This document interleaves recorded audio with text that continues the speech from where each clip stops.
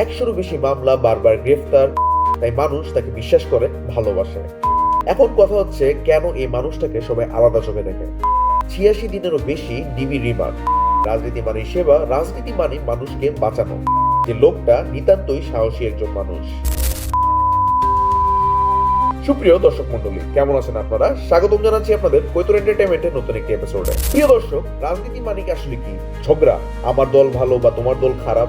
কিন্তু ঢাকার রাজনীতিতে এমন একজন মানুষ আছে যার নাম শুনলেই অনেক বিরোধী দলের সমর্থকেরাও বলে লোকটা খারাপ না, আসলে নিতান্ত একজন ভালো মানুষ।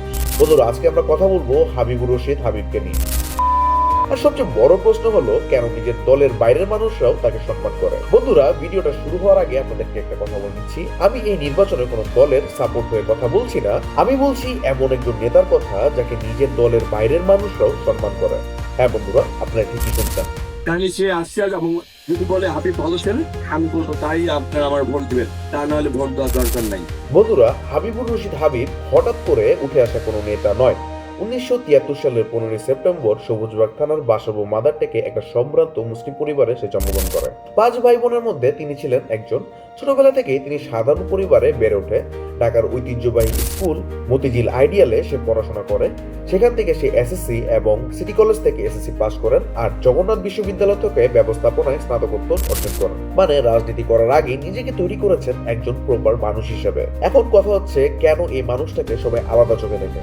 বন্ধুরা, অনেক নেতাই আছেন যাদের দেখা যায় শুধু মঞ্চে, কিন্তু হাবিব ভাই এমন একজন মানুষ যাকে গলির চায়ের দোকানে কর্মীর বাসায় বিপদে পড়া মানুষের পাশে দেখা যায়। তিনি দূর থেকে দেখার জন্য কোনো রাজনীতি করতে আসেনি। নিজের কথাতেই তিনি বলেন, আমি এসেছি মানুষের দুঃখ কষ্ট নিজের চোখে দেখতে। এই জায়গাতেই বিরোধী দলের অনেক মানুষের মন গলে যায়, কারণ দল আলাদা হতে পারে কিন্তু দুঃখ কষ্ট তো সবারই এক। আওয়ামী লীগ সরকারের সময় হাবিবুর রশিদ হাবিবের ওপর যা গেছে সেটা কোনো সহজ কথা ছিল না। 100-ও বেশি মামলা, বারবার গ্রেফতার, 86 দিনেরও বেশি ডিবি রিমান্ড। শুধু কি তাই না, হত্যার উদ্দেশ্যেও তার উপর গুলি চালানো হয়েছিল। অনেক মানুষ এই জায়গায় কিন্তু ভেঙে পড়ে, অনেকে পালিয়ে যায়, কিন্তু হাবিবুর রশিদ হাবিব পালায়নি। সে জেলে গিয়েছে, নির্যাতন সহ্য করেছে, তবুও সে তার আদর্শ ছাড়েনি। এই দৃঢ়তাই বিরোধী দলের অনেক সমর্থককে বাধ্য করেছে বলতে যে লোকটা নিতান্তই সাহসী একজন মানুষ।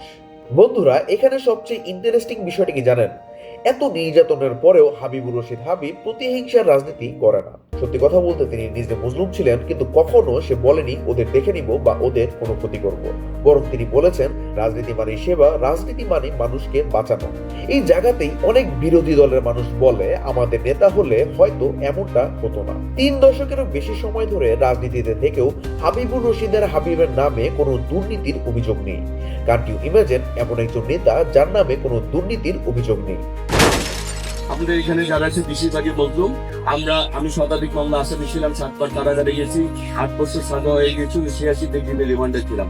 2বার আমাকে হত্যা করার চেষ্টা করেছে, একবার 4টে দিলে আমাদের, কিন্তু তারপরও আমরা আগামী দিনে কোনো প্রতিহিংসার রাজনীতি করবো না। বরং তিনি নীরবে কাজ করেছেন, শিক্ষা প্রতিষ্ঠানকে সহায়তা, মসজিদ মাদ্রাসার উন্নয়ন, বেকার যুবকদের কাজের খোঁজে সাহায্য, অসহায় মানুষের পাশে দাঁড়ানো। এই কাজগুলো তিনি করেছেন ক্যামেরা ছাড়া, পোস্টার ছাড়া, তাই মানুষ তাকে বিশ্বাস করে, ভালোবাসে। বর্তমানে তিনি হলেন বিএনপির কেন্দ্রীয় নির্বাহী কমিটির সদস্য, আর এর আগে ছিলেন ঢাকা মহানগর দক্ষিণের বিএনপির যুব সাধারণ সম্পাদক ও ভারপ্রাপ্ত সাধারণ সম্পাদক। সপ্তদলীয় কেন্দ্রীয় কমিটির সাধারণ সম্পাদক ছিলাম, ঢাকা মহানগর বিএনপির ভারপ্রাপ্ত সাধারণ প্রথম যুগ্ম সম্পাদক ছিলাম, মহানগর ছাত্র দলের সভাপতির সঙ্গে অনেক দায়িত্ব পালন করছি। এই সবুজবাগ কিলগা মুখটা রামবার যখন একটা থানা ছিল, এই থানা ছাত্র দলে আমি সভাপতি সাংগঠনিক সম্পাদক দায়িত্ব পালন করছি। প্রিয় দর্শক, এই লং জার্নির কারণেই তিনি বোঝেন কর্মী আসলে কি চায়, মানুষ কোথায় কষ্ট পায়, আর এলাকায় আসলে কি দরকার।